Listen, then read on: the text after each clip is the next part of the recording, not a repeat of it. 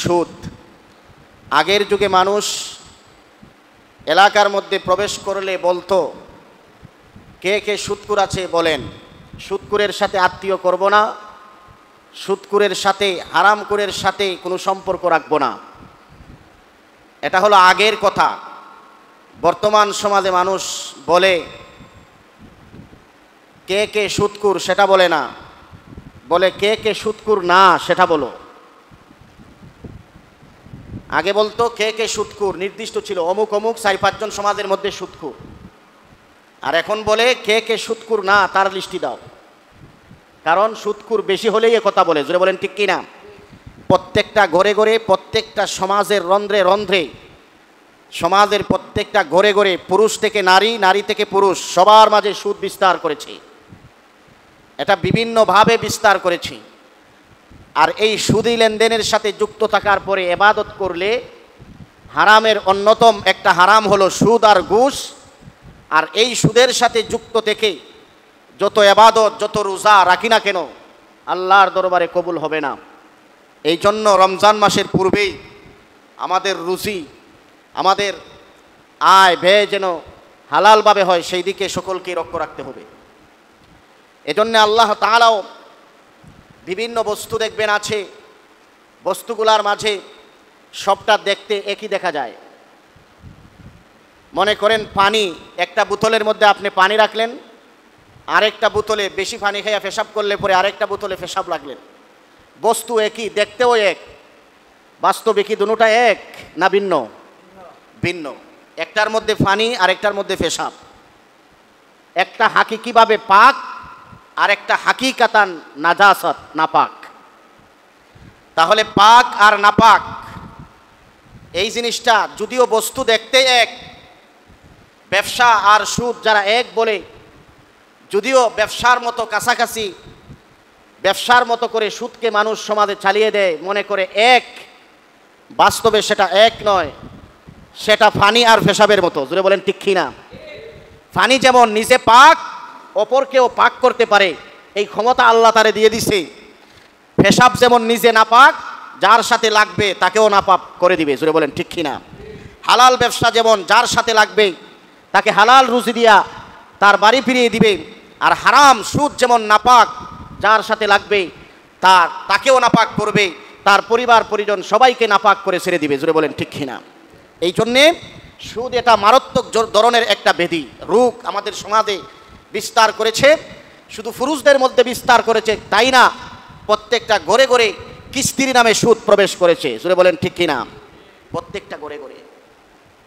এই জন্যে এই ঘরে ঘরে সুদ দিয়া, সুদ নিয়া, সুদ যারা লাগায় তাদের সাক্ষী তাইকা, তাদের বিষয়টাকে লেইকা, 4 জনের সমান অধিকারী হইয়া তারপরে সুদের লেনদেন করে, দিয়া যেমন গুনাহ, নিয়া তেমন গুনাহ, সাক্ষী তাইকা যেমন গুনাহ, লেইকা তেমন গুনাহ। নাউজুবিল্লাহ বলেন।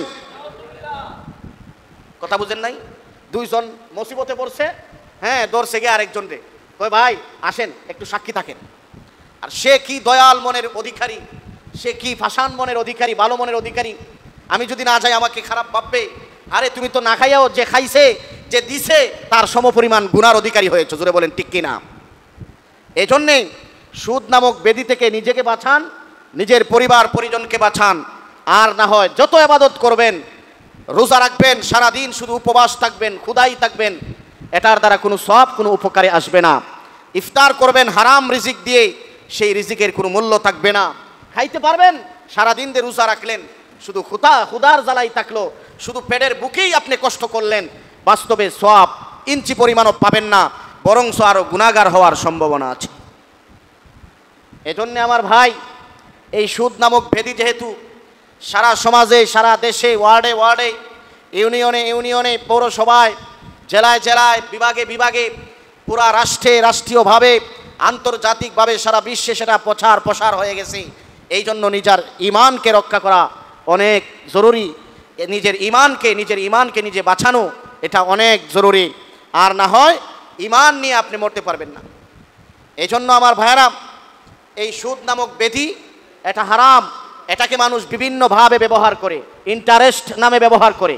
কথা বলেন ঠিক কিনা? ইন্টারেস্টের নামে ব্যবহার করে, মুনাফার নামে সেটাকে ব্যবহার করে, বেটাকে কিস্তির নামে ব্যবহার করে, বিভিন্ন শব্দ দিয়া সুদ নামক বস্তুটাকে তারা সেটা পাচার করে দিয়েছে, বিভিন্ন শব্দ দিয়া, ইন্টারেস্ট দিয়া, বিভিন্ন ধরনের শব্দ দিয়া সমাজের মধ্যে ছাড়াইয়া এই সুদ ব্যবস্থাকে সমাজকে ধ্বংস করে দিচ্ছে। জুড়ে বলেন ঠিক কিনা? এজন্যেই এই সুদ ব্যবস্থা থেকে নিচেও বাঁচবেন, নিজের পরিবার পরিজনকেও বাঁচাবেন। যেমন মনে করেন, আরেকটা উদাহরণ দিলে আরো সহজে বুঝবেন। বিবাহিত স্ত্রী, যে স্ত্রীকে আপনি ব্যবহার করে আপনার ছেলেমেয়ে হয়েছে, সাক্ষাতের কারণে, সম্পর্কের কারণে ছেলেমেয়ে হয়েছে, সেটা হালাল। জুড়ে বলেন ঠিক কিনা? আপনি বিবাহ করেন নাই, বিবাহ না করে আরেকজন পর নারীর সাথে সম্পর্ক করে আপনার ওই পর নারীর গর্ভে সন্তান জন্মগ্রহণ করেছে, সেটা যেমন হালাল নয়, হারাম। এটা কখনো হালাল হতে পারে না, চিরস্থায়ীভাবে হারাম। ঠিক তেমনিভাবে যদিও মেলামেশা একই কাজ, সাধারণ কাজকর্ম একই, কিন্তু আপনি বিবাহর মাধ্যমে করার কারণে হালাল যে বাচ্চাটা হবে সেটাও হালাল জাদা। আর হারাম পন্থায় আপনি ওই মহিলার সাথে সুসম্পর্ক করার কারণে, আপনি তার সাথে সাক্ষাৎ করার কারণে, মিলন করার কারণে যেই সন্তান জন্মগ্রহণ করবে, কাজটা যেমন হারাম, যেই সন্তানটা জন্মগ্রহণ করবে সেটাও হারাম জাদা। জুড়ে বলেন ঠিক কিনা? হালাল জাদা নয়। এজন্যে সুদ সারা জীবনের জন্য আল্লাহ করেছেন হালাল। আহাল্লাল্লাহুল বাইআ ওয়া হাররামার রিবা। সুদকে আল্লাহ তাআলা হারাম করেছেন, ব্যবসাকে আল্লাহ হালাল করেছেন চিরদিনের জন্যে। এটাকে যারা হালাল মনে করবে না, কিছু কিছু লোক বলে সুদের মতোই হলো ব্যবসা, সুদের মতোই ব্যবসা। ব্যবসার সাথে সুদকে তুলনা করে আমি বলি, ব্যবসার সাথে সুদকে তুলনা করা যায় না। হালাল সন্তান, হালাল স্ত্রীকে ব্যবহার করার কারণে হালাল সন্তান হয়েছে, হালাল, এটা ব্যবসা। আর হারাম সম্পর্কের কারণে তার সাথে যেই সন্তান জন্মগ্রহণ করেছে সেটা যেমন হারাম জাদা। সুদ সারা জীবনই হারাম, যারা গ্রহণ করবে তারা হারাম জাদা। কথা বলেন ঠিক কিনা? আর হালাল, হালাল বিবাহের মাধ্যমে যে স্ত্রীকে ব্যবহার করবেন, সেটা যেই সন্তান জন্মগ্রহণ করবে এটা হালাল জাদাই হবে, হালাল। এজন্য আল্লাহ তাআলা হালাল শিখিয়ে দিয়েছেন, হারাম শিখিয়ে দিয়েছেন। আল্লাহ বলেন, আহাল্লাল্লাহুল বাইআ ওয়া হাররামার রিবা। আল্লাহ তাআলা ব্যবসাকে হালাল করেছেন, ওয়া হাররামার রিবা, সুদকে হারাম করেছেন। সুদ হারাম, ব্যবসা হালাল। ঠিক তেমনিভাবে আমার তেলাওয়াতকৃত আয়াতটা মক্কার কয়েকজন সাহাবী, তাদের প্রেক্ষাপটে আল্লাহ তাআলা নাজিল করেছেন। আল্লাহ নবী, বিশ্ব নবী রাহমাতুল লিল আলামিন 8ম হিজরিতে যখন মক্কা থেকে মদিনা গিয়েছিলেন, 8 বছর অবস্থান করেছেন। মদিনা থেকে আবার মক্কা বিজয় করেছেন 8ম হিজরিতে। কত হিজরিতে? 8ম হিজরিতে। শানে নজুলটা বলছি আয়াতের। 8ম হিজরিতে আল্লাহর রসুল মদিনা থেকে আবার মক্কায় আসলেন, ফতে মক্কায়। কি মক্কা?